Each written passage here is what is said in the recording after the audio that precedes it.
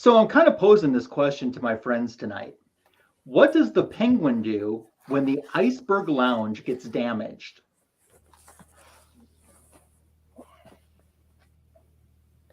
He glues it back together.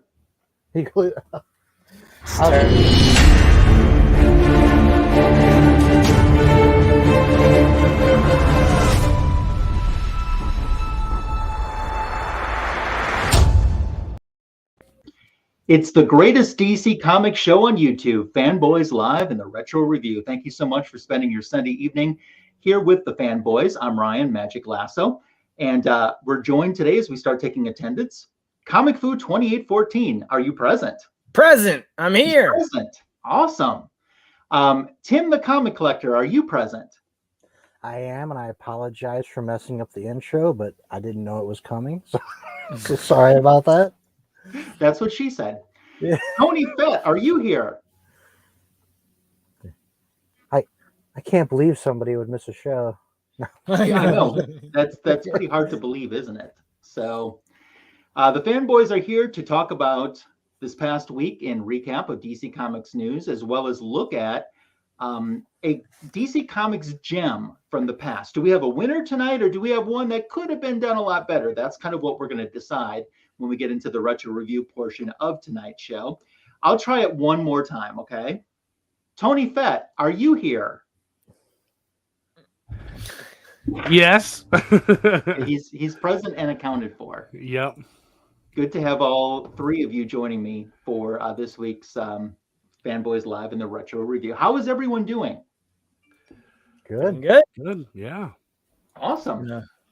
Fun and productive weekend. Very good. Didn't you do a Star Wars event? Yeah, yesterday I took my son and I went to the Star Wars Collectors Convention in Nashville. It was fun. It was busy. Was the Force with you? I picked up some nice stuff, so I'll be putting a video out later on that. But yeah, Awesome. We had a good time. I've always wanted to go to one of those, especially when I was a kid, when I was like super into Star Wars, but they're not as frequent as they used to be. No, but it is a great place to go and just get to see all of those toys from your childhood and see them still in box in many cases. And it's just like, wow, it's like blast from the past. That's awesome. I have a story sometime that when it's a more appropriate forum about the Boba Fett action figure. That was not one that you could easily find when it was first released. And I actually have a story of how I found my Boba Fett as a young collector. At the bottom of the bin. Halfway through this huge bin that was taller than I was, and I had to step up on the rails just to get my hands over. And I knew he was in there somewhere, and I found him. I guess the story didn't need another forum. There you go. Who's Boba Fett? Let's start out by, and we'll be acknowledging as they go. First of all, if you're joining us on the rewind, we appreciate you rewatching and spending time to make sure you didn't miss this episode of Fanboys Live, the Retro Review. But joining us live in the live chat here right for the now, live, though. I Collect a Lot is here. So how you doing? What's up to you? Good to see you. Jeff Schultz, hello to Chicago from all of the Fanboys. Thanks for stopping by. Love your Negative Space Moon Knight there. That's pretty cool. Oh, is that what that is? I honestly thought that was a cat. Paul S. is here for the greatest show on YouTube. Thank you. We're doing well. It's great to have you here. I like that, Paul S. Yes. Hey, he's a cool dude. I don't care what Foo says about him. And everyone's favorite crazy Ivan 512. Thanks for stopping by for Fanboys Live and the Retro Review. We'll be acknowledging other folks as they join us here tonight. So I really appreciate Ivan being here and knowing there won't be any boobs on today's show. Appreciate it. This is my channel. You never know. We just started. That's true. Hey, Ivan's favorite character is Warlock, which almost appeared on the show if it wasn't for me reminding somebody that this is a DC show. Love That's it. Funny. So this week seems to be, I hate saying this too, this seems to be a week of loss overall. We lost a great creator that we're going to talk more about. the best team DC Comics has passed away this week. It's just been, there's some TV shows that are DC related that are being canceled. So let's get into the DC Comics news. Is anyone shocked it wasn't Hal that died with the Justice League? I know, right? Yeah, I got to admit that was weird. Yeah. In fact, actually, I hear Hal is going to be coming back as the main Green Lantern in what is it, Dark Crisis? Yeah.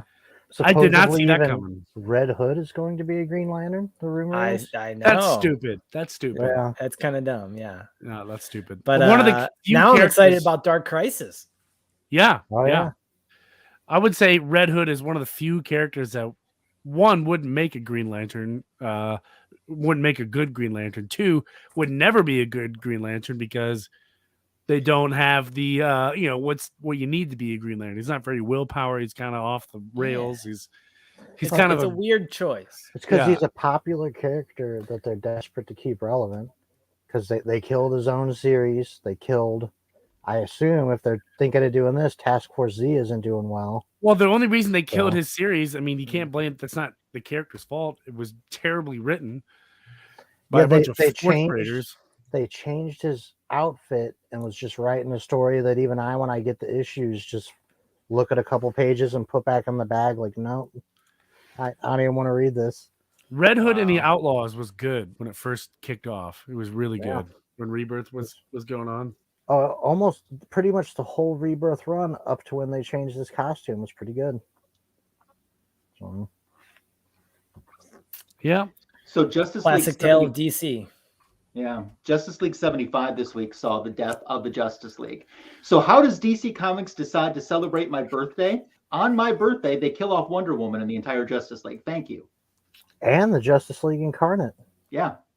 Everyone but Black Adam, Naomi, who didn't get took, and Black Canary, I believe, right? No, I remember Black Canary going because remember Oliver was with her and I thought she survived. did she survive? I thought Black Adam was the only one who did. Maybe I'm wrong. I thought she survived it, but I could be wrong on that. I was extremely disappointed with the issue, and especially even knowing that the deaths were coming because they touted this as such a big tribute to the 30th anniversary of Superman's, the death of Superman. They couldn't have did it more different than his death. It was so, it just felt like when it came to that moment, there was all this buildup to nothing. Yeah, like Pariah uses a power that he's never used, is unexplained, shouldn't have, to just basically get angry and evaporate everybody, disintegrate them. All of the Justice League, with the exception of Green Arrow, are wiped out in one hand stroke. Yeah. And I'm like, really? You can't even and not every member, the big three got their own panels showing their demise. But not even every member got their own panel in a tribute. I was really disappointed. See, the thing with Superman was it was that haul across the countryside of Doomsday, right? And all of the heroes one by one getting in his way, getting taken out, and the build up, the build up, execution, the splash over months. pages. And then finally at the end too, I mean, it's not just wiped out. I mean, it's like the ultimate sacrifice, right? So it's kind of weird to hear that. One other thing I want to mention, we're all big Green Lantern fans here, and I don't think any of us have read up on the newest issues, but I'm well aware that John got this huge power up just to immediately die. Well, I would ask you, what is the point of that Green Lantern series then? You know what I mean? And then even, I've said this before about all of DC's comics, the Infinite Frontier was an ad for Justice League Incarnate. This book right here, all it really is an ad for Dark Crisis. You're not doing this big tribute. You're not doing all this stuff. All you're really doing is trying to get people to buy Dark Crisis. That's it. So when does Dark Crisis come out? This month, right? Does it? Or this week, maybe even the first issue. And I even Oh, say It's like wow. it's a big, but I believe it's May. So it's a big ad. I'm not just saying that. They literally kill the Justice League and then advertise the next stuff you need to buy down here or over here. Oh, I that. see. Continued in Justice League Road to Dark Crisis and Dark Crisis. That's all Oh, it we're is. gonna It's have a just an road to ad. Dark Crisis now. Okay. Yeah. I'll tell you the best thing that I thought that Justice League issue had going for it, and it's that specific copy, that A cover the is acetate. the A cover, the acetate cover. That was pretty cool, and that worked. Nothing else in that issue for me worked. It Wow. was. I thought it was doing fine until the deaths. It was your Yeah. sort of prototypical fight. The Justice League was down a little bit, winning a little bit. Green Arrow's death was fine. But then, like I said, you take a character that is using a power he's never used before, unexplained, to just easily kill everybody real quick. Yeah. No chance for the Justice League, you know? Wow. Any other thoughts Strange. on Justice League 75? I haven't read it yet. Are you going to pick it up? Oh yeah, I have not been to my LCS in some time, so I'm definitely going to pick it out. It's out on Free Comic Book Day. That's right, Dark Crisis 0. Okay. Okay. I thought I heard So- something was coming soon. Yeah, Nice. yeah. Real quickly, I'll say that this week as well, Trial of the Amazons wrapped up. We found out who the killer is. Disappointing execution in this story. Now, this was written as a big collaborative effort by many DC writers.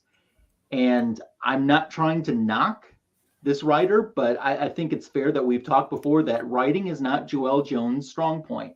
And this issue of Trial of the Amazons 2 felt so Joelle Jones writing all over it, even though she was not the only writer.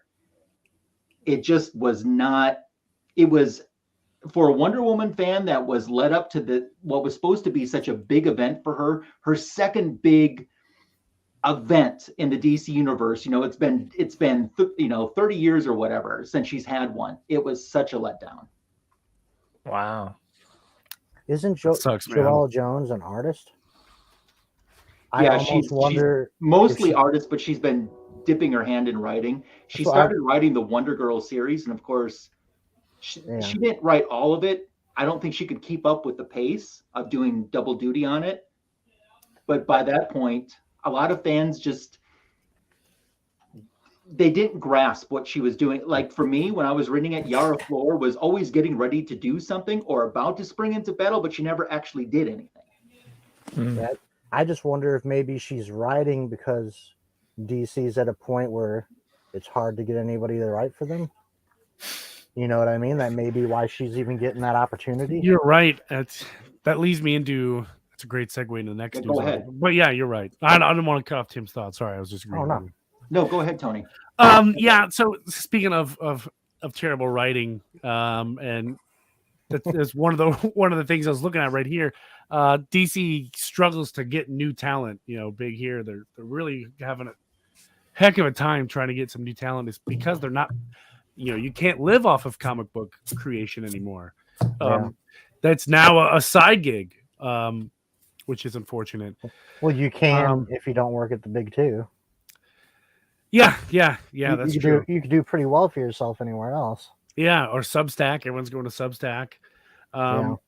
So this time last year, well, a little bit. We're about a month early. DC released, it's Pride Month variant covers. They're doing it again this year. So I quick looked up the sales numbers for all of June of last year when it came out, and it compiled the statistics. So out of the top 60 selling comics of all of DC comics, this is just DC, all the DC Pride covers come in at number 61. So they didn't even make the whole 60 list. Wow. Yeah. Beating them, Scooby-Doo twice. Scooby-Doo's on the list twice, beating DC Pride. And then there's just some there's obviously some good ones on here. A lot of Batman, Suicide Squad, some big numbers on here. Nice House on the Lake, The Conjuring, some good stuff. And then there's some stuff that I was surprised to even see that made the list, like Teen Titans Academy Yearbook #1. Like that one issue outsold all of the Pride covers. There was a lot of hype around Teen Titans Academy then too. That's true. You're right. The Red X and everything. Man Bat #5 beat all the Pride covers, which I thought was funny. So this year they decided it was such a success that they're gonna do it again. But this time they're gonna be smart about it. The Pride covers, according to this article, are the A covers now. So I see. across the board. Comic? So now it's not a variant. C covers, because last year there was the A, the B, and then the ones that had a Pride cover were C covers. Now all the Pride covers are going to be the A covers. See, I thought we were talking about the Pride Month one shot. Nope. Like all with the Monkey King and all that. Although one thing too, in all fairness, that I think we should point out is Marvel is doing this as well. Pride covers. Are they? I have no idea. And I think that DC doesn't want to take flack of someone saying, "Well, Marvel would do it, but you wouldn't."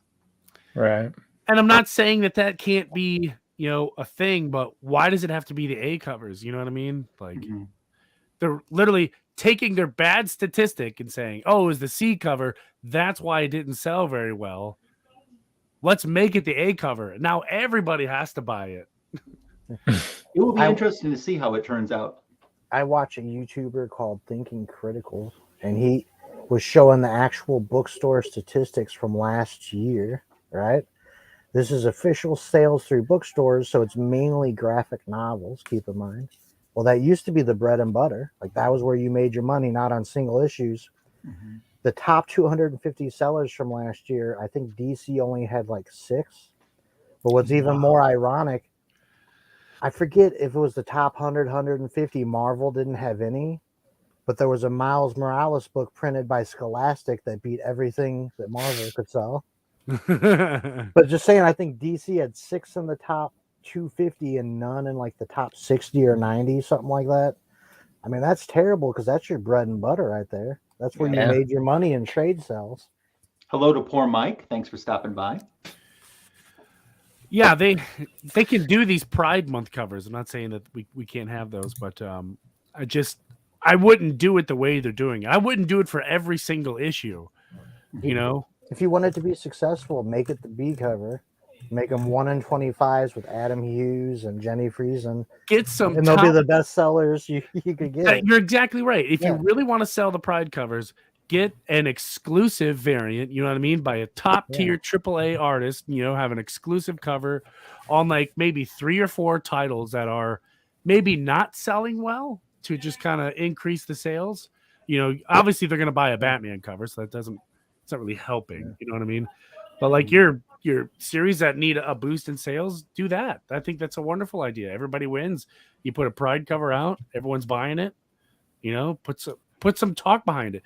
Making it the A cover isn't solving the problem. That's like throwing spaghetti at the wall. You know what I mean? 1 or 2 noodles are going to stick, but that's about it. Now you're going to have spaghetti all over the floor. You donut. Connor, we don't speak that name here. We cover everything DC but that. The good old days when we would review those. Remember when he was the biggest problem they had? Yeah, those are the days. I'd go back with him on Batman and everything else was good. And continuing the segue in the topic of bad writing, the CW has officially canceled Batwoman and Legends of Tomorrow. They will not be back for new seasons.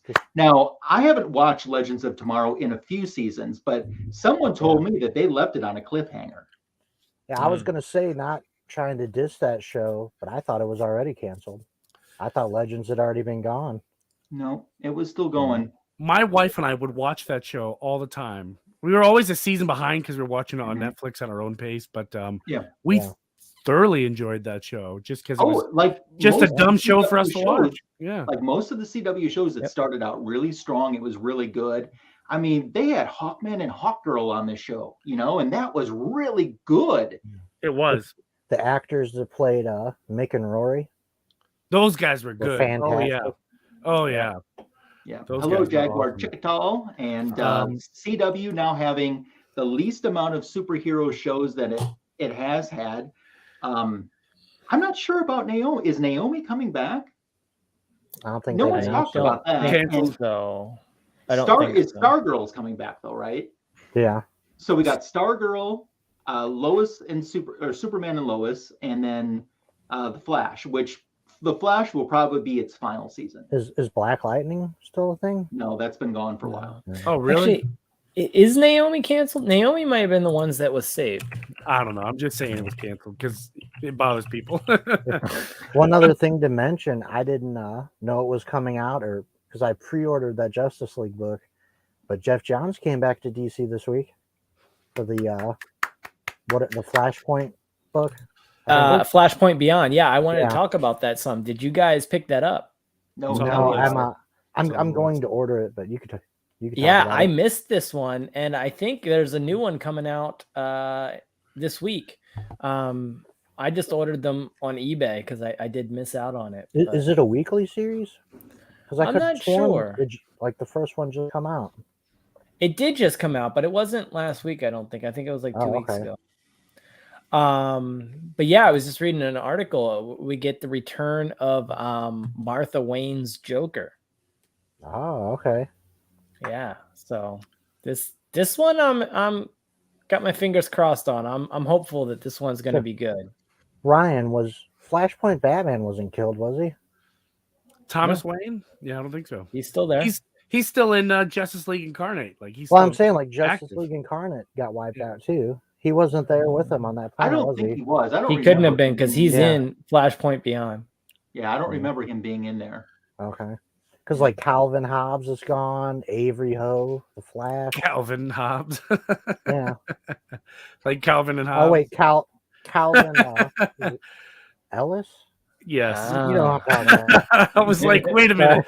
Calvin and Hobbs, Justice League? Kelvin and Awesome. Hobbs. Dude, Oh. this series just got so You much just- better if they're You in just replaced my Alan Grant. Yeah, exactly. Calvin Hobbs. Wow. Didn't we lose Captain Carrot too? Yeah, I believe so. He was No! there. Ah, Captain Carrot. Oh, We just come ruined on. Dave's night. Like, Yeah. Yeah. And we right list after, all right these after people. Easter Dave's too. fine. We list a furry character. Dave's like, what? Right after Easter. Yeah. Can you imagine if they killed him right before Easter? Oh man. Thank you, Paul, for that information. We got Justice League Road to Dark Crisis on May 31st and Oh, Dark yeah. Crisis 1 on June 8th. Okay. Speaking of Hawk Girl on Legends of Tomorrow CW, I have a bone to pick with her. Tremendous actress, Mhm. but she is born and raised in Harrisburg, Pennsylvania, maybe 4 minutes away from where I live. Will not come back to a Comic-Con. Why? If I got out of Yes, Philadelphia, I'd I- never go back. Well, that's Philadelphia. I'm just messing with you. Everyone Really understands that. cream cheese. But I mean, I guess we're just, we're beneath her at this point, Bucks aren't there, man. It's your hometown's Comic-Con. Like, See, come dude, on, man. You get a little bit of fame in you, and you're pooping in people's beds, and too good to go back. If to I your ever, hometown. for whatever reason, let's say the other version of me in some other alternate reality became a famous comic book writer, and I go back to the Midwest and they're having a comic convention right in my backyard, like, hell yeah, I'm going to go there for free. So you're talking the alternate signature King Tony from another world who's famous for writing Harley Quinn would come No. back to do his Comic-Con at his Signature Queen, and she's got an Signature Queen. extensive Marvel signature collection. So I'm still avoiding the Harley Quinn, so it doesn't matter. There's no Okay. Earth where it comes out that I Well, collect Harley Quinn. There's one signatures. Earth. It might be a dark Earth, but there's an Earth. It'd be definitely so far into the negative multiverse, it might as well not even exist. I mean, So, So, before yeah. we get into the really probably top story of the week, which will segue us into the retro review, is there any other news that you want to talk about or make sure that we Yes. cover? Okay, go Ezra ahead. Miller Yeah. got arrested a third Are time. you kidding me? A third No, I'm time. just making it up. Oh. I've got a few things here. Yeah, go for it. So Tim, are you excited? Did you see the JSA is back with Stargirl? I heard, yeah, she's getting a mini or something. I think she's getting a mini, and then there's this Justice Society past his prologue. I think it comes out with I think it's previewed in Flashpoint Beyond, or it might be Dark Crisis. I'm not sure, but yeah, it's Jeff Johns is bringing them back. I was about to say, if Jeff Johns is going to write it for a decent amount of time, I'll be excited. If anyone else is writing it, probably a hard pass. No, this is Jeff Johns, so I don't know how long he's going to be on it, but it's fun seeing Johns come back and start writing some more. Yeah. He has to. The CW shows are disappearing on him. Exactly. all he has is Stargirl now.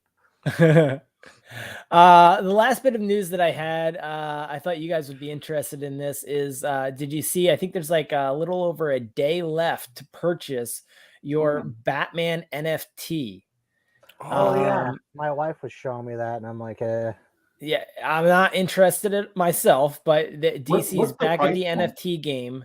And this time, yeah, it's a game too. This time there's a perk. So NFTs generally will come with a perk, which gives you something outside of the NFT, like some kind of advantage in something, right? It could be a game or you could a newsletter, whatever, right? And so DC is going to be, if you purchase the NFT, you will have the ability to contribute to the look of the suit in the game, I guess, or to influence the decisions. But here's the thing. They're releasing 200,000 of these, which is a lot. Generally an NFT, it sounds like we'll have 10 to 20,000 released. So it's a lot that they're dropping. But the piece of news I found most interesting here was it says you will be able to sell these on DC's NFT universe secondary marketplace. Interesting. Which is something that when we got the ones from the DC fandom, we found that they're locked. Like we still have them, but you can't trade them, you know?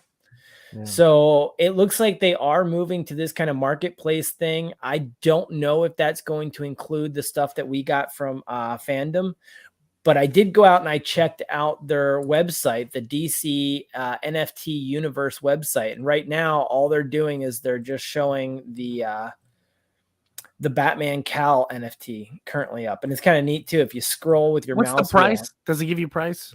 $300. Oh, wow. Yeah. And again, there's 200,000 of these. Like, I don't think they quite get it yet. I don't know. We'll see. Yeah, that's a little high. But yeah, I'm interested for the marketplace because I want to try to collect those other Green Lantern ones from fandom. Yeah. I don't know if you guys covered it when I was gone, but DC was having another round robin vote. Like, you know, the Robins miniseries. That was the first winner. And I know Legion of Comics on YouTube was posting about it a lot on Instagram. I think it was Superboy and something else were the final two. So I don't know if that voting's still open, but if you're interested, anyone, go check that out to vote for the next mini. Gotta sell NFT. They ain't selling 200,000 Batman comics. Gotta say hello to Mark Spector Comics. So thanks for stopping by. How's it going? One last bit of news from me, and then I'm done. This is fresh off the plate, published within the hour, 15 minutes ago, actually. 30 minutes ago, actually. Wonder Twins, the movie, officially canceled. Wow. That had been optioned? Yeah. Yes. Really? Yep. Officially canceled. Wow. The Discovery merger, the whole thing. This is the first to follow, first one to be canceled, and it says more to follow. Big headline right here: Wonder Twins movie canceled after Warner Brother and Discovery merger. You know what wasn't 30 canceled? minutes ago. You know what wasn't canceled, and I think was announced this week, that the Batman's getting a sequel. The movie. Yep. You know, I think everybody kind of expected that. Yeah. Yeah. No surprise on that. It would be a bigger surprise if it wasn't getting a sequel. Those Wonder Twin books were heating up actually because of that, the news of the movie. So fortunately, I bought all mine at the week they came out. It was on my pull list. But for anybody that paid inflated prices this last week or so, I bet you they're regretting that now. That Wonder Twin series was good. Yeah. I just feel Wonder like Comics. Wonder Comics. Like Discovery's coming in and cleaning house, which is great. I'm glad they're doing that. It needs to be done, but let's keep some of the stuff that is like people are hyped for. I don't know anyone that was hyped for a Wonder Twins movie, but it could have been fun though. It could have been a lot of fun. If it was a comedy, it could have been fantastic. Like I said, that's why the comic was so good. Yeah. So, and even the beginning of One Star Squadron before it got depressing was super funny. It was really good. They will find. Trust me, they'll find a way to screw it up. Yeah, like we talked. I think it was when I did the show a couple weeks ago. We were talking about this. Warner Brothers had they said, or Discovery, I guess, said all the HBO Max series were on the block to be canceled. All of them, including the new Green Lantern Corps. Like, we're all going to be scrapped. They all officially canceled the Amazons. That's been scrapped. I'd rather have them cancel the Green Lanterns and regroup. Yeah, maybe that's what they're going to do. Like, it's canceled now, but in 3 months they'll be like, okay, now. Well, I don't want them to hurt the characters any more than they already have. So sometimes it's better to pause. Yeah, and I feel like an HBO Max series for some of these characters would be better because they can hire some upcoming talent, to direct some of these. Like, look at the guy who did the Aquaman movie. That was like his second movie. You know what I mean? And he's amazing. He's like one of the hottest directors out there right now. But we'll see where this goes. I did hear them say that Amber Heard reportedly has less than 10 minutes of total time in Aquaman 2. Yeah, they cut her time way down. Yeah, that's kind of. I don't know how I feel about that. One, that she totally deserves it. She totally deserves it. But Aquaman without Mira, like, come on, really? Like, they have to go together. You know what I mean? Like, that's they paid for her. They gotta put her on TV. That sucks. You know what I mean? Like, how much screen time does Ezra Miller get in the Flash movie? All of it. You know what I mean? He's the main character. Yeah. I don't think he was going to get much screen time before he got in trouble. We'll see, but they paid for it, put it on TV. That sucks to be you, but so our big headline of the week, we lost a great comic book creator. Neal Adams passed away. I'm sure most comic book fans know this now. At the age of 80, he passed away Thursday night. And Neal Adams, I don't think anyone would dispute if there was a Mount Rushmore of comic book artists that Neal Adams has a place on that. I mean, that's a great way to put that. Awesome. Actually, I'd love to hear some thoughts that you guys had at the end of the show. I want to talk if any of you, because I know some of you have had some personal experiences with him. Let's save that for the end. But just your general thoughts about Neal Adams and his work, if you don't mind. Yeah, I guess I'll kick things off here. I mean, what else is there to say? I can sum it up in one word: iconic. You know what I mean? Like it's tough to. His covers are legendary, iconic. Yeah. You know what I mean? Like even some of his stuff that is not his greatest has always been great. So we'll see what this is going to do to some of his sales, but I agree with you. That's a great way to put that. And anybody that collects comics has heard the name Neal Adams. I mean, he really is. It's hard to collect comics and not have a Neal Adams in your collection somewhere. Right. So whatever company it is. So I would say like he's someone I didn't have a huge personal connection with because I collect mainly from the 80s forward. That being said, if you want to talk about how legendary he is, I did a Superman video this week and then found out about his passing. And I'm like, I didn't even realize I had multiple of his covers in that video. Yeah. He's one of those guys like I didn't know too much about because he was sort of before my time. But I'm like looking around like, holy crap, I have a lot of Neal Adams covers and didn't even know it. You know what I mean? Like I mainly knew about his Green Lantern run. And I've read some of his newer miniseries that I didn't care for because it was just too much Dead Man. But that's probably the best thing you could say about him. Someone like me that ain't too connected to him after he passes is like, wow, I didn't realize he was so present in the collection as he is. He was a big advocate as well for creator rights, and he wasn't just advocating on his own behalf. He really went to bat for Superman's creators to get their due and be recognized and get some money that they really deserved for how that character took off too. He really can be credited for that. So, I mean, he wasn't just. I got the impression that he wasn't just in it for him. He was in it for the industry and to make sure that people were protected. So he was giving back. And that kind of ties into our retro review tonight. There's so many, and first of all, we had a different book planned for tonight for the retro review. And after this news of Neal Adams, we said it's time to shift this and pay tribute to him. And the book that we're going to do tonight was his favorite cover that he ever created. And it is, it's known as the Superman versus Muhammad Ali, but it's actually, the technical title to this is All New Collector's Edition C56. Yeah, I think this was, it can be defined they in denoted atomic these. databases because of that. yeah, I believe this is 1978. Not only did Neal Adams do this cover, he was a co-writer with Denny O'Neil of the story, and he did all the interiors on this. So this is a perfect book, I think. He also did some of the ink and some of the coloring. Yeah, I mean, he did pretty much everything but handed out at the comic store. And not only that, you know that he's on this cover, right? Yes, there's a lot of famous people. Do you know where he's at on the cover? Yes. So do you see the guy on the left, on the back cover part? You see the guy with his arm in the air like this? If you just look just to the upper left of him, there's a guy with a pink shirt and a purple striped tie. That's Neal Adams. Oh yeah, I see him. There he is. That's cool. Where? I guess I don't see him. Let me see if I can zoom in. Look on the left-hand side of the image. Right. He probably can't. Can you zoom in on that? Or let me see. It doesn't want to zoom in anymore. Okay. That's okay. Just put your mouse on him. Yeah. Can you see my mouse? Right here? Oh, I guess I can't see your mouse. Yeah. Sorry. So there's a guy on the left with his fist in the air. Yeah, I see that guy. See him?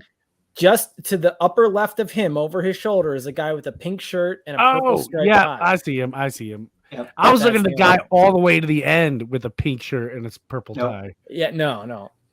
I don't know why. Okay. So, but this cover has everyone on from Batman to Lucille Ball. I see Donnie and Marie zoomed in right there. Cher is on there. Lex Luthor. Some of the DC Comics staff is in there. I remember Neal Adams saying that when he was told to draw, and he was given a list of people to draw for this cover, when it came to the celebrities, he said, "You mean you got permission already from all these celebrities to be on this cover?" And the executive at DC said, "No." And he said, "Well, why am I drawing these people? What if they say no?" And they said, "Who's going to say no to be on this cover?" Well, it turns out there were quite a few people who said no. And their images had to get altered. As a matter of fact, it took John Wayne 6 months of them trying to get an answer from him just to come back with the answer being no. Wow. And part of that is the reason that this book was delayed. At the time that it was supposed to come out, Muhammad Ali was the world champion.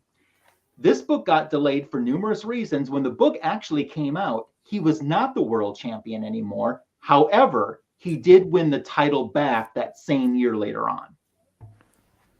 You know what this reminds me of? Like trying to look at the Sgt. Pepper's cover and see all the stuff hidden in it. Yeah. Where's Waldo?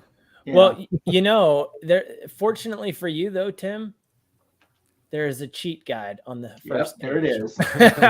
So, So, Tim, you want to get us kicked off on this story? Sure. So I believe this kicks off with, of course, you get the introduction here of Muhammad Ali and Superman. And I believe we drop down to Lois and Clark and Jimmy. Yeah, you see like a street, you know, and then you see Lois, Clark, and Jimmy walking there looking for Muhammad Ali to get an interview. Right? Yep. And of course, they come across him. He's playing basketball with some kids. And that's when an intruder shows up, an alien comes out of nowhere. And of course, I mean, you do get some banter between the three of them and all that. And the alien shows up, and Muhammad Ali immediately engages, just fist fighting this alien. So Clark, of course, makes an excuse and ducks out, turns into Superman. He actually flies up. I thought it was weird he didn't go to help Muhammad Ali, but It was weird. yeah, I guess, it's indicating because Muhammad Ali's a strong guy. He flies up into space and he sees that there's an alien armada up here. So we drop back down and there's more fighting going on. And I actually forget, I don't want to step on anybody's toes in my section here. Is this where the alien explains what they want when Superman comes back? Sorry, it's too small for me to read the words. Okay. So basically he explains that they're worried the human race is going to become a problem for them down the line because they're basically a warring race. And am I close? Yeah, they want to establish dominance over this because this is the closest race to them that could be a threat. And this does indicate Earth's ability to wage war, and as they move out into the solar system and beyond, what the threat that they could pose. I know you said 18 pages last, so am I there? Yeah, about, yeah. Okay, I just didn't want to. It's too small for me to read, so I didn't want to step on anybody. You're on 9. I'm on page 9. Yep.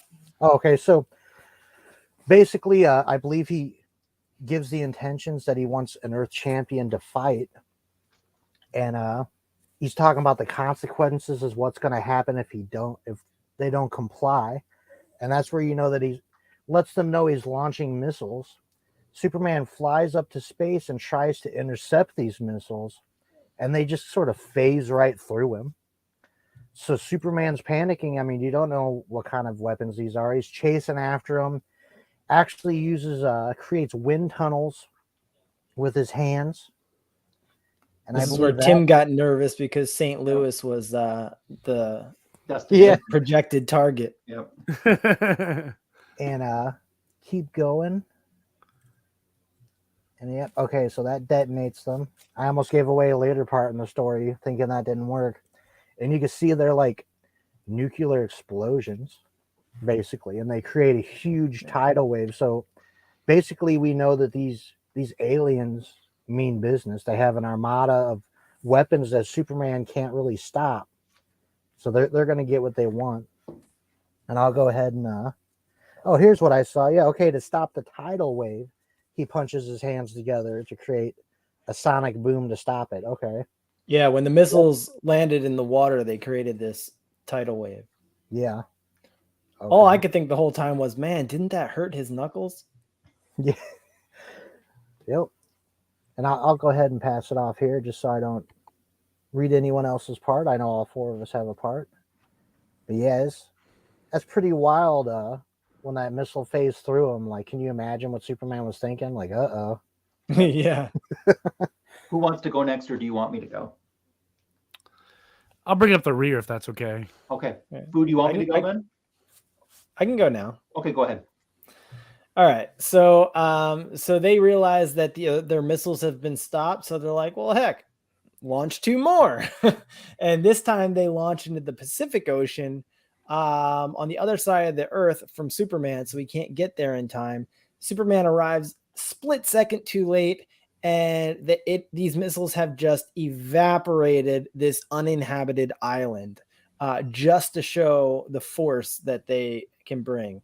And with that, Superman's like, all right, we'll listen. So they go back. They get back with Muhammad Ali and Lois and Jimmy. And they continue the discussion they were having before these missiles were launched. And they're basically... Ali saying they've been challenged to this combat, right? To decide, to see, basically the aliens are trying to prove to their own people that they are still superior by beating Earth's greatest champion. So at this point, Muhammad Ali and Superman begin to argue as to who is Earth's greatest champion. Ali thinks it should be a human. Superman's like, come on, really? Like, it's got to be me, right? And so this alien hearing all of this is like, no.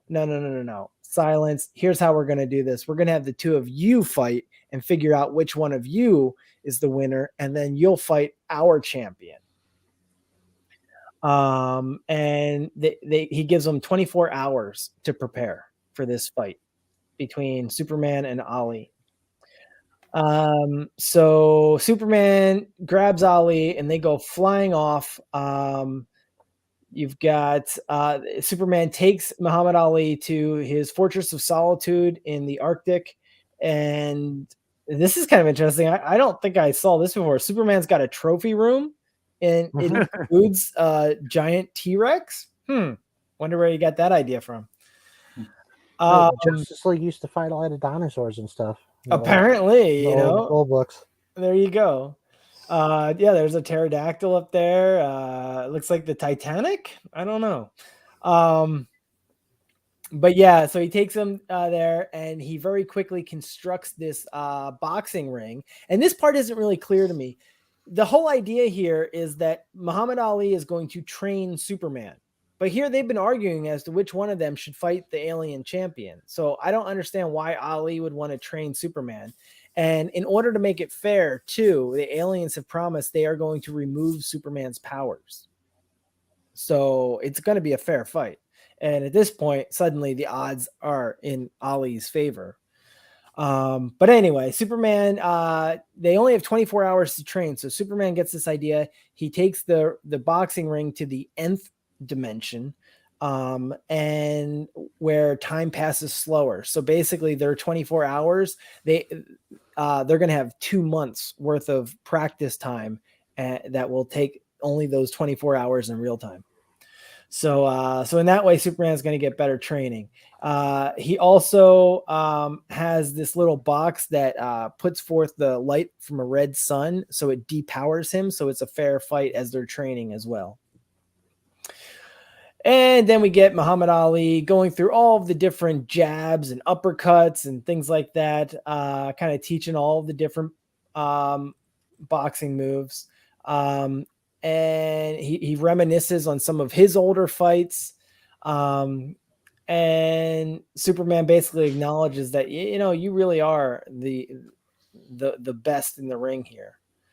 At that point, some nation, I don't think they gave a name. They didn't say which particular nation, but some nation got it in its head that they didn't want to wait for Superman and Ali. They didn't want to wait the 24 hours. They were getting nervous. And so they launched some nuclear missiles at the alien armada.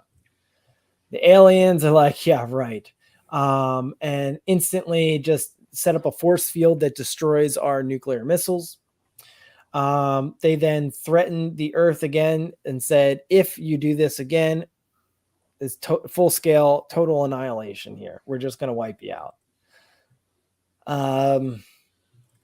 Let's see, moving forward. Oh, and at the same time, the aliens basically are on to Superman's trick. And he's like, get them out of the nth dimension right now. The fight's happening right now. They've had more than enough time to train. So they send these robots into the nth dimension to retrieve Ali and Superman. They end up fighting these robots for a little bit, but finally the last robot left before they destroy it. He's like, look, if you don't come back, we're going to annihilate the Earth. So once again, Superman's like, oh, okay. And they head home. It's really getting to be a broken record with these aliens. It is. Like, I don't know why they keep wanting to push back against these aliens, because they've already made it clear we have no way to stop them. So they show up at the alien spaceship and they get whisked off to the aliens' home planet because they have a red sun. So Superman's powers will be diminished.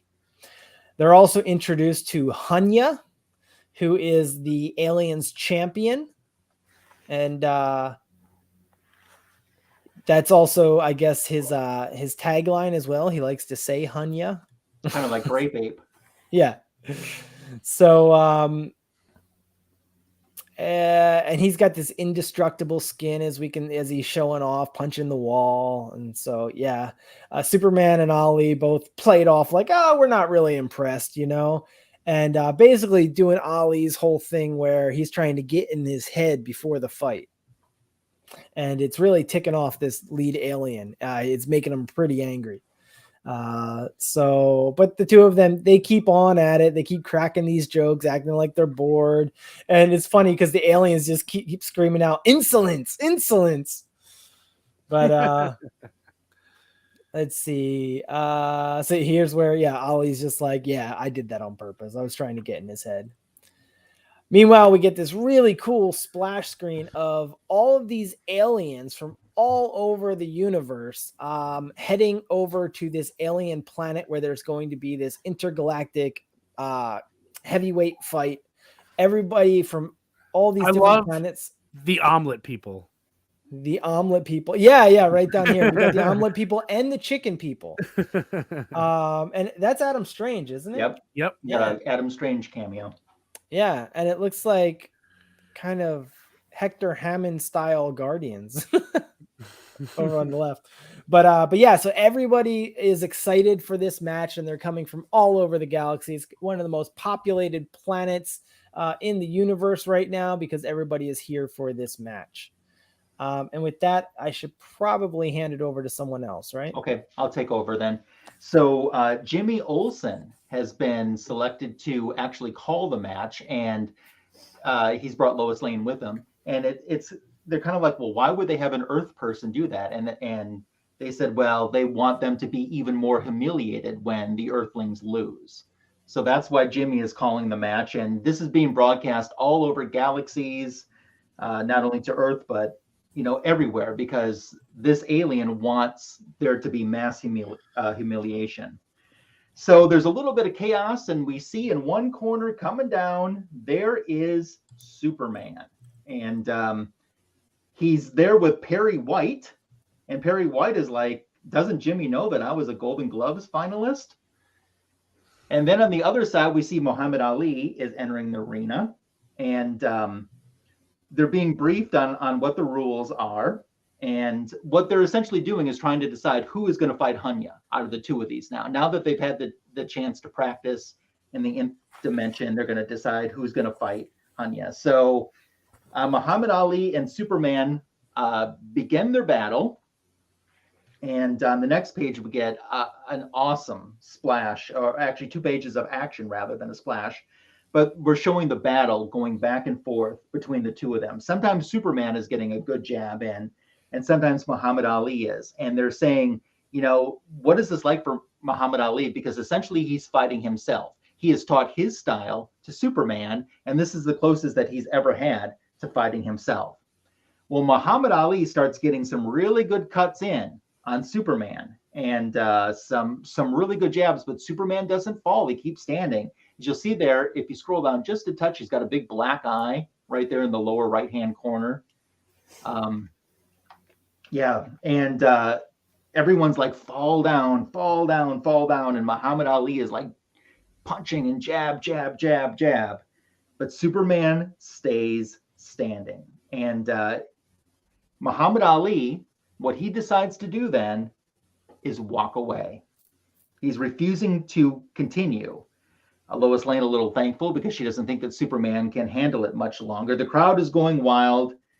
And as the referee moves towards Ali, he raises his hand to declare him as the winner, and Superman thuds down. So they go to carry Superman off, and Ali is not having any of that. He says, you come to our planet, shove us around, make us dance to your music. Well, don't give us a hand now. You haven't earned the right. If one of you so much as touches him, I'll punch you out. Then this page I just thought was amazing. And to see this in such a big splash style too, because I've been reading it on my original Treasury size. Stand aside and Superman is being brought out. And I thought, wow, that was something. Jimmy Olsen is trying to make his way through. And then we see that these aliens who are threatening, essentially Earth, and who have come up with this contest, they've come closer to see exactly what's happening. And what's happening is Superman is being let off. And the thought is he's in an oxygen tent, And the thought behind this is he's in such critical condition that he's going to be sent back to Earth. They think that if he gets the return of his superpowers under a regular yellow sun, that might help heal him. At least that's kind of what the doctors are thinking. So they kind of watch as Superman is being sent off and sent back to Earth. And that brings us to the next page, which is the beginning of the main event. We have the weigh-in, and Hanya completely broke the scale, so we don't even know what he checked in as. And they said Muhammad Ali probably didn't want to know what his weight was anyway. So Hanya is entering the ring. Muhammad Ali is entering the ring, and it's going to be a battle of the champions. We see that we have folks from all over the earth and all over the galaxies glued to their television set, ready now, because this is the time that the battle is going to take place. And right as they get ready to battle, what appears? It is something completely unexpected. A strange, ethereal, though definitely feminine form is descending to the center of the ring, and she's surrounded by some sort of diffused glow, as Lois Lane narrates. And it's not Great Caesar's ghost, as Perry White says. It ends up being the goddess of wisdom. And to the aliens, she is the spirit of courage. And she says that she's many things to many people. But the reason that she's there, she's come from within the faith of my people in answer to a need in the Force to moderate this contest so you can dismiss the machine. She's going to judge. She's going to be the referee for this match, essentially. And, Muhammad Ali starts a little bit more smack talk against Hanya. And he's told to, silence and stop that because they don't like that. And they said, well, when you're fighting, you're always making a prediction of what round you're going to win. And when are you going to win in this round if you think that you're going to win? And, make your prediction, or are you too scared? We're going to reduce your world to a smoldering rock. So Muhammad Ali gives him the prediction. He says he'll hit the floor in 4. He'll hit the floor in 4. And furthermore, I promise you, hear my voice now. I'm going to knock Hanya out. I'm going to destroy Hanya.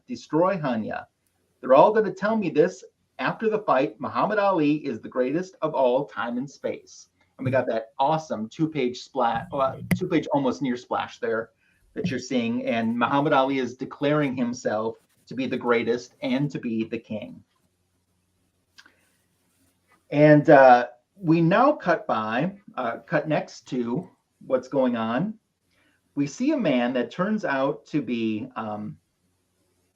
Bundini Brown. And he is thinking, okay, a lot of people are watching this fight, seeing what's going down. So there's not going to be as much staff and guards as possible. I've got to get in this room. So he kind of knocks some of the remaining staff that there is around, knocks them out of the way. So we got just one page of that setting up going, well, what's going on here? We didn't have any knowledge that something else is going on the side during this fight. So we go back to the main round, and we have Muhammad Ali and Hanya, and they're battling each other. Both are getting some good jabs, and Hanya gets a good jab, as you see there on that panel. Really looks like he's knocking his mouth guard out too.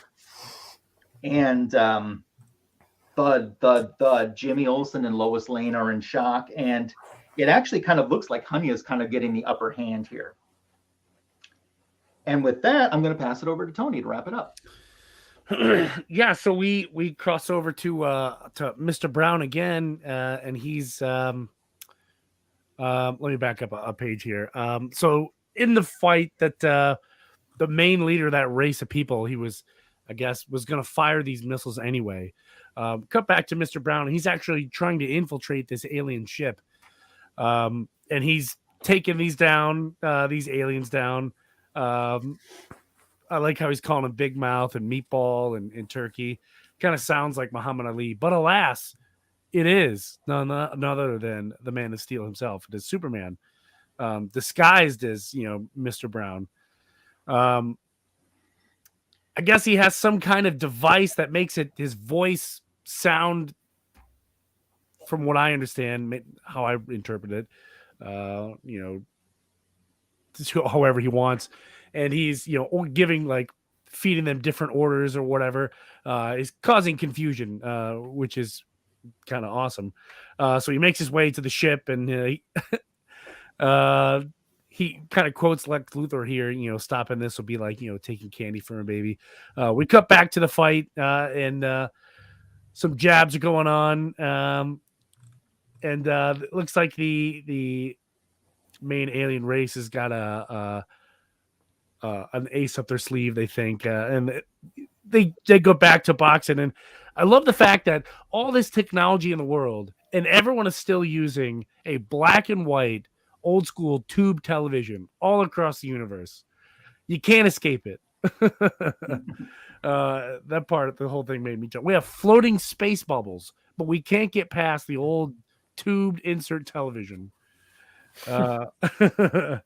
which I thought was pretty funny. So this mass armada is heading to Earth. Superman is actually taking out these ships. He's like flying in and out of them. He's using his heat vision to bring some of them down. He's doing Superman stuff. And in one panel here, he actually rips part of a ship off and uses it as like a battering ram as another one, and uses it as a frisbee again to take out another one, which was pretty cool. But he does sustain an injury. He gets attacked by something. We cut back into the ring, and Muhammad Ali finally knocks out this big alien guy. What's his name? Hung? Is that Hunya? Oh, geez. And all these aliens go wild. They're just going nuts, just like any crowd would. And the evil aliens are just as surprised, including looks like some of the elephant people and whatever. I just love some of these aliens they drew. They're just ridiculous. They're like, oh no, there's no way, you cheated, blah blah blah blah. Like, clearly, Muhammad Ali won. Superman's running out of time. These ships and these missiles are always headed towards Earth. But as you see down in one more panel, he does one of my favorite Superman tricks. He just, that one right there, flies through all the ships at once, kind of thing. And one of them actually, and this is kind of a nerdy thing, if you look at the ships, is the USS Enterprise backwards. Yeah. Oh, wow. I don't know if anybody else caught that, but it was kind of neat to look. But the alien, he's not down for good. He gets back up, and he's kind of mad at because remember, this guy was created in a lab. He's not like a real person on whatever planet he's from. So he turns around and punches out what you assume would be like his version of a coach or something. Punches him out of his little space bubble. And he kind of gives his little coach guy like a big mouthful or whatever, like, I forget what the heck was her name? I'm drawing a blank. The ghost lady. Athene. Yeah. Athene. Yeah. And he's like, hey, you got to listen to the Athene. Like, she knows what you're talking about. We cut to Superman. Oh, and he's like, all of a sudden he's just waking up, like what's happening?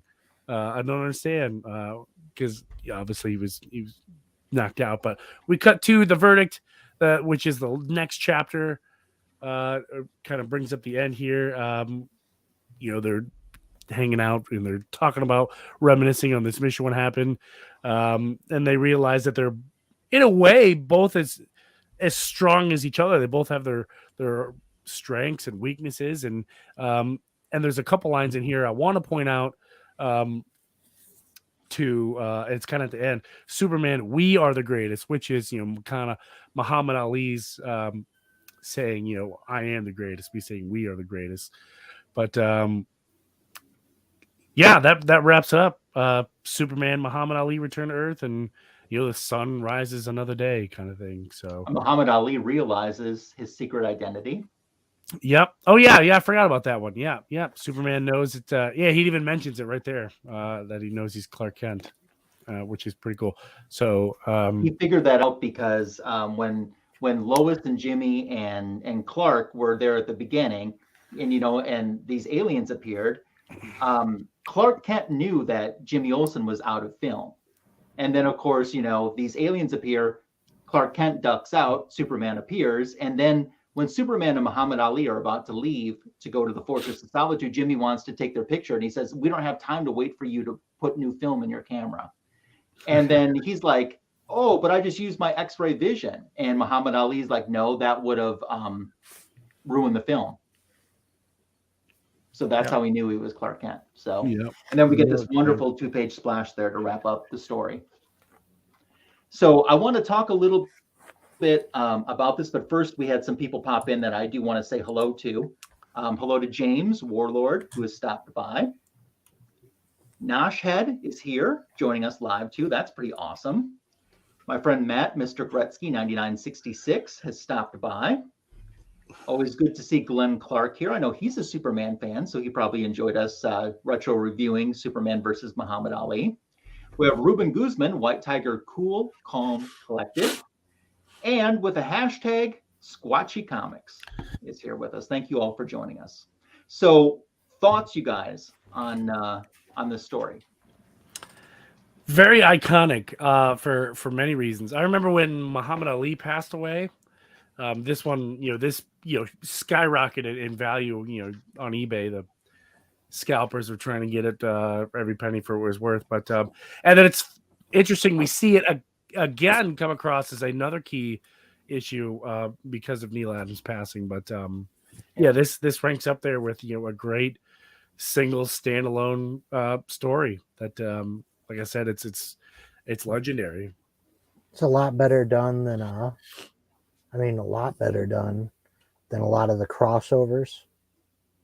Marvel, DC, Green Lantern, Predator. Yeah. I enjoyed it. I mean, I thought the artwork was great. And the story, I mean, it was kind of silly in ways, but it's a superhero story, right? So it was also fun at the same time. I thought the artwork was exceptional, and to see it in a big treasury format like this, I always say that the treasuries to me make stories feel like events, and this definitely felt like an event to me. Now, did that only come out in treasury form? Yes. Now, it has been reprinted since then, but I'm talking like decades later, it got reprinted like down and condensed down into size. Yeah. But I believe right now there's a hardcover facsimile of this available right now in print. So that's actually larger than like the magazine format, right? Yes. Yeah. Oh yeah. Treasury. Yep. So another thing too that I wanted to tell, I remember Neal Adams telling a story, because obviously he's been asked about this book many, many times in his career, and he told the story how he was at a convention and a man came up to him and had this smaller hardcover book reprinting that they did of it, and the man said to him, I used to be Muhammad Ali's personal trainer at the time that he passed away. And Muhammad Ali had already signed his book. And he said, I want to tell you what Muhammad Ali said when I brought this book to sign him. He said, where did you get this book at? And he said, I got it at the bookstore, Barnes or Noble or whatever. And he said, did they have any more of them? And he said, yeah. He said, would you do me a favor? Would you go back and buy every copy that they have for me? And he said, okay. And like the next day he came in and he had like 6 hardcover copies of this book. And you know what Muhammad Ali did? He started ripping the pages out of the book. And his trainer was shocked. And he said, what are you doing? And Muhammad Ali ripped the pages out of 6 copies of those books and hung them on the wall in his personal gym to inspire him at the end of his life to keep working out and keep training. Oh, wow. Isn't that cool? Yeah. So he wanted Neal Adams to make sure that he knew that story. And Neal, obviously shared the story with the fans, but I thought that was pretty awesome.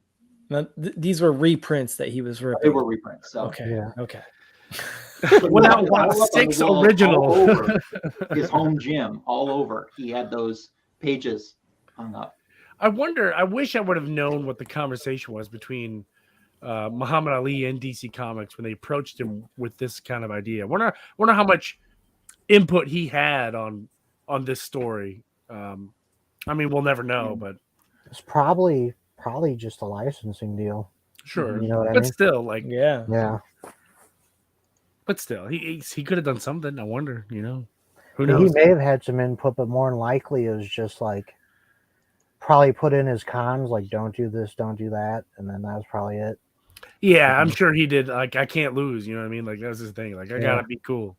Yeah. Yep. I love the part where he was like kind of getting beat by the alien, and the guy, the chief alien's like, look, I'll make a deal with you right now. We'll end the fight now. You'll lose, and all the Earthlings will spare you all, but you're going to become our slaves. And at that point, Ali got really angry, and just the way he was drawn, he's like, no, I'm going to put him down. And it was like, it was cool. This was a great example, I thought, of Neal Adams. You know, I mean, Neal Adams was good at the end of his career, but to me, this is Neal Adams in the peak of his career. This is when it was the best. So before we run out of time, I want to address something I said we would, and Mark Spector Comics also asked to. Did anyone here on the panel get a chance to meet Neal Adams? So any stories to share? Go ahead. Yeah, and I'll kind of use this opportunity to do a book show too. I met Neal Adams many times, but only got him to sign books once, because for those of you who don't know, he charges like an astronomical amount of money for signatures. And part of the story is I didn't pay for any. 2016 Baltimore Comic-Con. For those of you who ever went to Baltimore Comic-Con in the last couple of years, for whatever reason, people yank on the fire alarm like it's something cool to do, like in middle school. So I get into Neal Adams' booth. My friend and I are poking things around, kind of, you know, and I was like, man, $50 for signature. Like, man, I brought a stack of Neal Adams books. Like, if I was going to do it, I was going to do one. So I was trying to figure out which one I wanted. Before I could make my decision, fate had already done so for me. Someone had yanked on the fire alarm and everybody out of the building.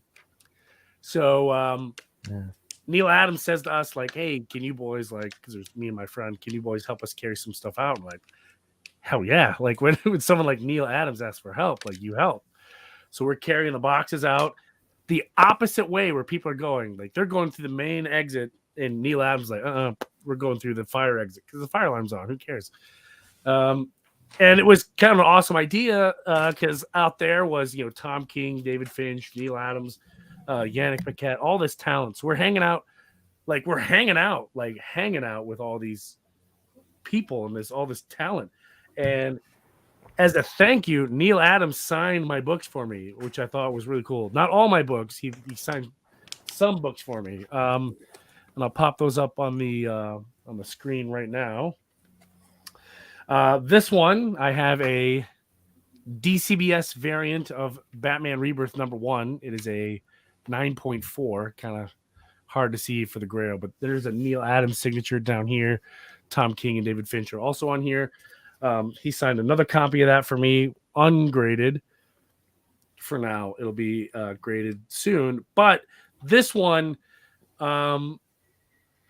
this book right here, I'm glad that I got a signature on for him, just because of all the legacy he has on this book. And I've shown it before, but it's something that'll just keep getting better as time goes on. But it is the Heroes Against Hunger cover, and I've collected all these signatures on here, and Neal Adams is on here too. So this is a very iconic cover for me, and there you go, is a breakdown of everyone who signed it. And I just realized, for whatever reason, I didn't list Klaus Johnson on here, even though he signed it. So I got to fix that. But yeah, so Neal Adams signed all three of these books for nothing, just because I helped him carry a couple boxes out. And this was in 2016 at Baltimore Comic-Con. It was very cool. Tell the rest of the story, though, Tony, because you've told this before. You said he also thought you looked really cute in that little Harley outfit you had on. I don't want to tell that story. That's for Fanboys After Dark. That's for the only fanboys. Yeah. Oh. That's a premium that comes at a monthly subscription. But yeah, really nice guy. You chatted with him for probably 30 uninterrupted minutes. You know what I mean? Awesome. Like, I had this great time, and it was all it cost me was carrying his boxes out for him. But I met him, his wife, his daughter. I met most of his family many times, and they've always been very, very, very pleasant to deal with. And it's something that I'll remember forever. You know. Yeah. Thanks to whoever pulled that fire alarm, I owe you one. Tim, did you have a chance to meet Neal Adams? No, I never got a chance. Okay, do you want to show us something for your book show, your round, or tell us about Sure. your panel too? Figured I'd show my copy of There you go. Superman Muhammad Ali You got that like within the last year, didn't you? a couple years ago. Couple? Yeah. Okay. Probably like early 2020. Oh, okay. I just got my And copy then- this year. Oh, maybe that's what I'm thinking. Something I picked up since I've been on the show. A nice Spider-Man homage. Nice. Really What number cool. is that? That's a 118 variant. Oh, it's It's a like variant. $37 plus shipping. I figure it's a pretty good deal. Yeah. So, I mean, I think at the time it was like $20 just for the variant. So, but on my channel, I did a top 10 Superman covers. That's a tag Super Russ 9000 started. We had Dollar Bin Trolls earlier today on the food channel, Dave's channel, and we should have. I don't know if it's on my channel or Russ's, but we should have the Phantom Zone this Friday. So that's pretty much what's been going on my channel. And I, of course, did a Journey into Legends yesterday. You know, going story by story of Batman Legends of the Dark Knight. And that's pretty much what's been up with me. Okay. Hello to BTC Moon Guy. Thanks for stopping by. I appreciate that. And but Dave, before we get to you, I want to say Mark Spector talked about he was glad that he had the chance to meet Neal and share some stories. So very cool. Comic Food, did you have a chance to meet Neal Adams? Or if not, what do you have for us for book show? I did not have a chance to meet him. No, I did not. But I did bring a book show, and I brought my favorite Neal Adams, and that would be Green Lantern number 76 here. Nice. It's tough with the glare, but yeah, such an iconic cover. It was a 6.5. And of course, that the is start of their Neal Adams and Denny O'Neil's run on Green Lantern, which was, in fact, isn't this also the first Bronze Age issue? Do I have that right? I believe so, yes. Yeah, I think It that's, is. yeah. I think this is considered the start of the Bronze Age, is this actual issue here, because it brought with it all the social, delving into social issues and things like that. So it kind of changed the age. And then to go along with that, of course, I've got my only Neal Adams signature. I don't have many signatures in my collection. I'm not like Tony, but I do have one Neal Adams, and it is an homage to that Green Lantern 76. This is KFC number 3. It's a 9.8 CGC signature series. Finger licking good. Green Lantern versus Colonel Sanders. And yes, Neal Adams signed this. And I think there's only like 300 of these in existence. Maybe it's 200. It came out at San Diego Comic-Con. It was an exclusive. So there's not many out there. And to have it signed by Neal, I mean, it's just awesome. How could I not have this book? You'll have to check the registry to see how many 9.8s that are signed by Neal Adams. You might have, you know, I don't want to say one of a kind. I don't think that's true, but, you know, there might be 50 of them out there. Yeah. Yeah, I mean, there can't be that many. So. And Fu wonders why people talk about Kentucky Fried Chicken on his channel. Right. Hello to Cookie, just a little podcast. Thanks for being here. So I didn't have the opportunity to meet Neal. Well, I didn't meet him, like we didn't have a conversation, but I was at his booth and I was looking at some stuff, and He asked the security to get that guy to keep staring at him out of there. close. I looked up and he was looking at me, and I waved at him, and he had this look on his face that either was one of two things. Either he thought, who is that guy waving at me? Do I know him? Which he didn't. Or he was thinking, who is that guy? Why isn't he buying something and bring it over to have me sign it? So, and the reason I didn't is because the stuff that he had at his booth, I was fortunate enough to already have. My friend, Mr. Fridge Art, got me one of these prints, the Superman and Wonder Woman print. And if you look over here, right there, signed by Neal Adams. So I love this. DC a few years ago had Neal Adams tribute himself. They took some iconic covers of him and had him do a homage to them, but with their modern New 52 version characters. And that was pretty cool. So not only do I have this, thanks to my friend Mr. Fridge Art on Instagram, but he also got me this Wonder Woman print, which is personalized to me, as you see down in the bottom below.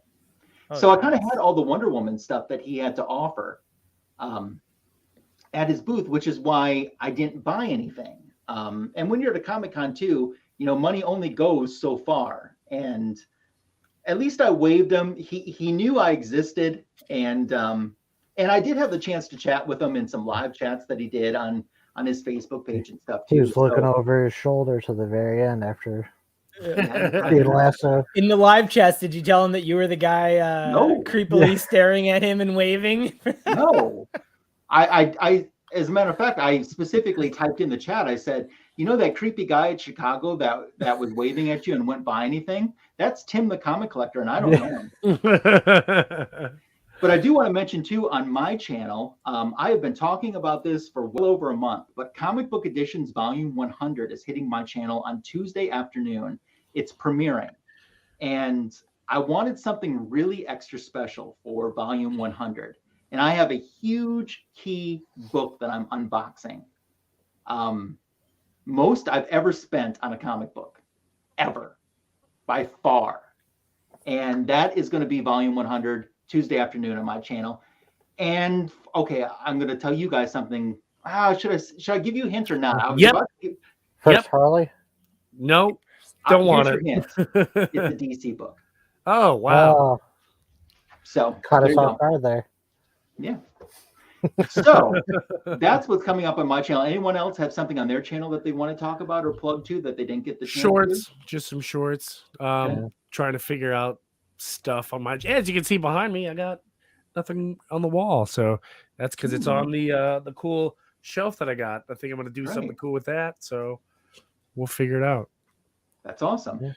There are Fans links to on everyone's Friday, channel in the. Oh, sorry, and Tim. Go ahead. Fanboys, I think, on my channel next week. Yeah, Fanboys Well, should be on your channel next week if you there show you go. up. Yeah, hopefully. Fingers it is on your channel because I wasn't too sure until Who's the today that- backup channel this week? Yeah, Yeah, we have to have the Tony. backup channel now. Tony's backup. So there are links I'm to good. everyone's channel in the description for this video. If for some odd reason you're not sub to them, please do sub up to them so you're not missing the content that they put out.